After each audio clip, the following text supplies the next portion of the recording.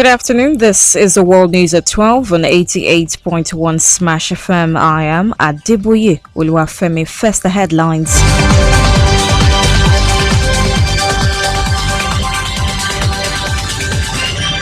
Atiku and Obi file 86 ground appeals at Supreme Court. TUC, NLC differ on modalities for planned strike. Nigerians to add 02 to fixed telephone lines numbers from January. Ekiti PDP recommends expulsion for Fayose. 155 stranded Nigerians return from Libya. NURTW Rights Group call for caution in Lagos. On the foreign scene, Biden condemns military coup happening in Africa. In business, Naira loses 0.52% as rising demand for dollars persists. In sport, AFL celebrates a Yimba success on the continent. Stay tuned, details coming up shortly.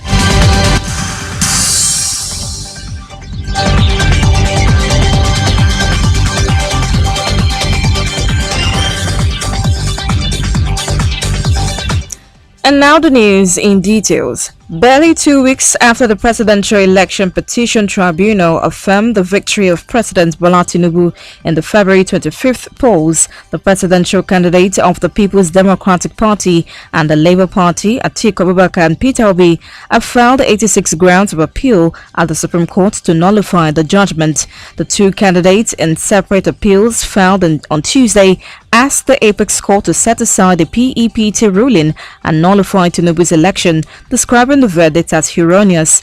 Atiku's appeal was hinged on 35 grounds, in which he faulted the tribunal's ruling on electronic transmission of results, Federal Capital Territory votes, and other key planks.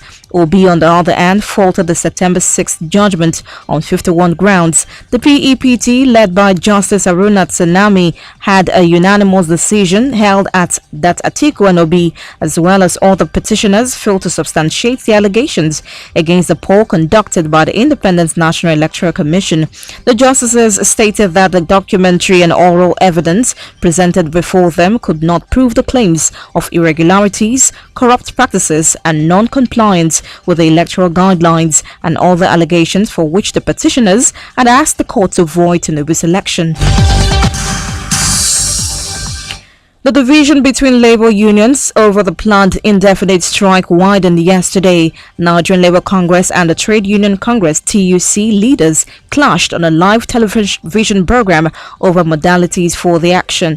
The disagreement was triggered by the claim attributed to NLC President Joe Ajaero that the TUC could not back out of a strike without giving notice. The 21-day notice given by Ajaero led NLC to the federal government to call its members out on an indefinite strike expires tomorrow. The 2-day warning strike by NLC on September 5th and 6th was boycotted by TUC, whose president Festus Osifo argued that there was no basis for such action when the federal government and labor leaders were in talks. The TUC president said the Congress never served any notice to go on strike. He said the union gave the representatives of the federal government a week since they solicited more time for President Bola Tinubu to return from the ongoing United Nations General Assembly hunger in New York, United States.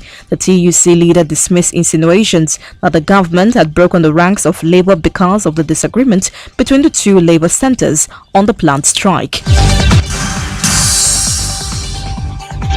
The Nigerian Communications Commission (NCC), in keeping with its responsibilities under the enabling law, the Nigerian Communications Act (NCA) 2003, to manage Nigeria's numbering resources, has announced a new numbering format for fixed telephone lines. In the process, Nigeria's fixed lines numbering format has changed from 8 digits to 10 digits by just adding 02 prefix before the existing fixed number. From January 1st, 2024, the new numbering format beginning with 02 prefix will be operational. The announcement was made to give expression to a key responsibility of the NCC, and it's consistent with the practices of the International Telecommunication Union (ITU), the United Nations Armed Supervising Information and Communication Technologies (ICT). NCC, however, emphasized that the change only affects the fixed telephone numbers, adding that there was no change in the existing mobile numbering format. The People's Democratic Party (PDP) in Ekiti State has revealed that it has forwarded resolutions and decisions from stakeholders in the state to the National Working Committee (NWC) demanding the expulsion of a former governor Ayodele Fayose from the party. The publicity secretary of the Caretaker Transition Committee, Chief Olalekan, who spoke with newsmen in Ado-Ekiti, the state capital, said the party would no longer tolerate the anti-party activities of Fayose and other leaders of the PDP in the state.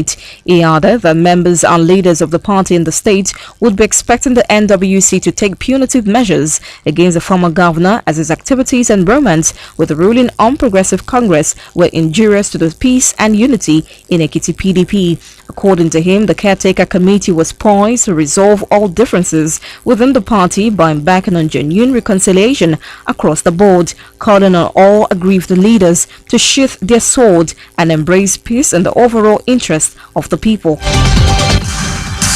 The International Organization for Migration, in collaboration with the federal government, repatriated 155 Nigerian irregular migrants stranded across various parts of Libya. This is contained in a statement issued by the IOM on Wednesday in Lagos.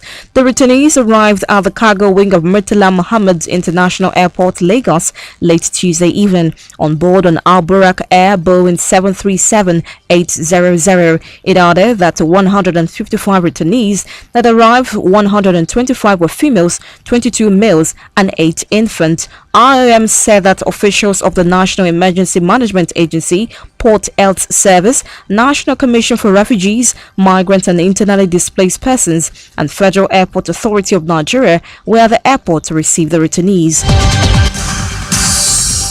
Rights Group Center for Human and Socio-Economic Rights (CHSR) has called for caution in Lagos State over leadership crisis in the National Union of Road Transport Workers (NURTW) faction, which could jeopardize Lagosians if not well managed. President of the CHSR, Comrade Alex Omotenyishi, made the call at a media briefing, pleading with the Lagos State Governor Babajide Sanwo-Olu and Inspector General of Police Mr. Kayode Egbetokun to resist pressure to be dragged into the agenda of individuals who are determined to hijack legitimate structures and constituted authorities of NURTW.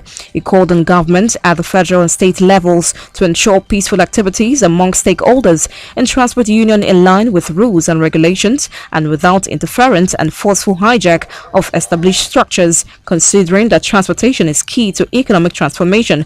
Omotenyishi called on Sanwo-Olu to impress it on Alhaji Musiliu Akinsanya, popularly known as MC Oluomo, to be contented with the roles as a chief manager of the park and garages and allow other stakeholders within NURT interference in Lagos.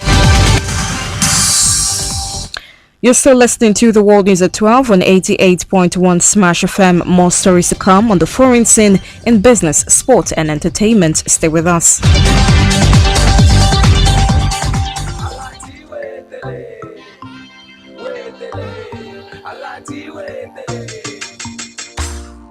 Yes, the Alert 545 promo is here again. Now, even more explosive than ever before. Over 90 million naira to be won. You can't afford to miss this season of excitement. To qualify, fund your account with 5,000 naira. Maintain an average account balance of at least 5,000 naira monthly. Make a minimum of 5 transactions monthly on Alert or *945 hash. And just like that, you could be 1 million naira richer.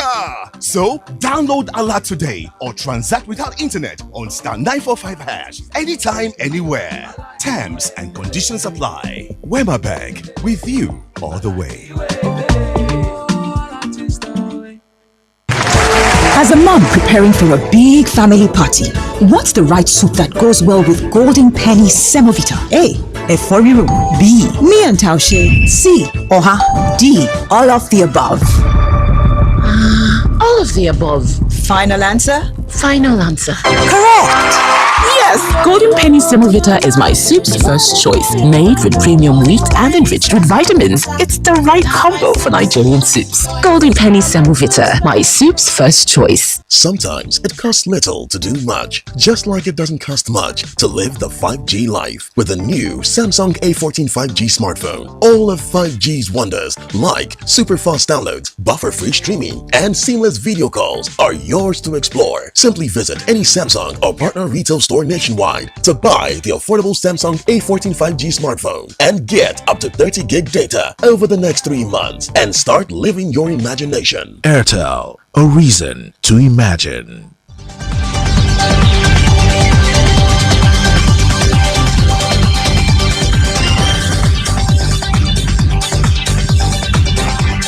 You're welcome back to the World News at 12 on 88.1 Smash FM. On the foreign scene, the United States President Joe Biden has condemned the unconstitutional takeover of government in West and Central Africa while reiterating his country's unwavering support for democracy across the globe. Delivering his remarks before the 78th United Nations General Assembly on Tuesday, Biden expressed support for the actions taken by the African Union and the Economic Community of West African States to pressurize the military junta in Niger Republic to restore constitutional order and reinstate the ousted president. Niger's ousted president, Mohamed Bazoum, was removed by the military junta on July 26, 2023 in a coup that has been roundly condemned by the United Nations, US, United Kingdom, African Union, ECOWAS and France, among other key international stakeholders. Rwandan President Paul Kagame has said for the first time that he plans to run for a fourth term in election due to be held next year. The Rwandan government in March decided to synchronize to dates for its parliamentary and presidential elections, which are due to be held in August next year. Kagame had previously not made his intentions clear, but presided over a controversial constitutional amendment in 2015 that allowed him to run for more terms and stay in power until 2034. A former rebel chief, Kagame became president in April 2000 and has been regarded as the country's de facto leader since the end of 1994 genocide. And finally, on the foreign scene, Gabon has been partially suspended from the Commonwealth after military commanders carried out a coup ousting President Ali Bongo. The decision was made by Commonwealth foreign ministers meeting on the margins of the United Nations General Assembly. Leaders called on Gabon to uphold the values and principles of the Commonwealth. They asked the country to hold credible elections as soon as possible. Gabon's military ousted Mr. Bongo from power shortly after he was declared winner of the 2023 presidential election. Coming up next with business and sport news is Abiodun Akpino. Stay tuned.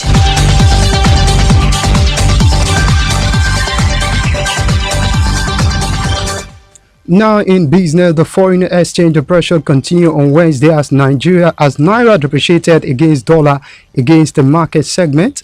Naira lost 0.52% of its value as the dollar traded at 9.65% per dollar at the close of business on Tuesday and also opened Wednesday at the same rate compared to 7.60 on Monday at the parallel market. With the current rate, Naira has lost 30.76% of its value to dollar year to year from 738 to $1 at the beginning of the year on the black market. And finally, in business, a Global Trade Association, the Institute of International Finance, has said the global debt has hit a record of $307 trillion in the second quarter of 2023. IFF said the record was made despite a hike in interest rates across the globe, with markets such as United States, Japan, UK and France driving the rise. This comes after National Bureau of Statistics reviewed that Nigerian public debt stock, which include external and domestic debt, stood at 87.38 trillion naira in the second quarter of 2023 from 49.85 trillion naira in the first quarter of 2023, indicating a growth rate of 75.27% on the quarter-on-quarter basis. Nigeria's total external debt stood in 33.25 trillion naira in second quarter in 2023, while total domestic debt was 54.13 trillion naira. Now in sport, ahead of the maiden edition of African Football League, the Confederation of African Football have celebrated the achievement of Enyimba on the continent. The AFL on its social media handle celebrated Enyimba CAF Champions' success over the year. The 9-time MPFL champion won this money-spinning competition back-to-back in 2003 and 2004 respectively. It defeated the Southern defender the CAF competition for the first time in over 30 years. The Abbas Elvat will lock on with Wydad Casablanca in the quarter-final of the inaugural edition of African Football League in October. Spanish Secretary for State and Sport Victor Francos has revealed that most of the women national team players have agreed to put an end to their boycott. The agreement was reached at the Spain's local time on Wednesday afternoon after more than 7 hours of meeting with the Spanish FA. Francos, during his interview with the media, reveals that the team will play their next 2 games against Ukraine and Switzerland haven't ended their strike. And finally, in the world of sport, ahead of tonight's Champions League clash with Bayern Munich, Erik ten Hag has revealed he has no regret for not signing Harry Kane this summer. The Dutch tactician backed the United decision to sign young Danish striker Rasmus Højlund instead of Harry Kane, who joined Bayern Munich this summer. United were expected to bounce back from their disappointing defeat to Brighton last weekend when they faced Bayern Munich in today's clash at the Allianz Arena. That's all in business and sport. Back to Adeboye Oluwafemi for the rest of the news.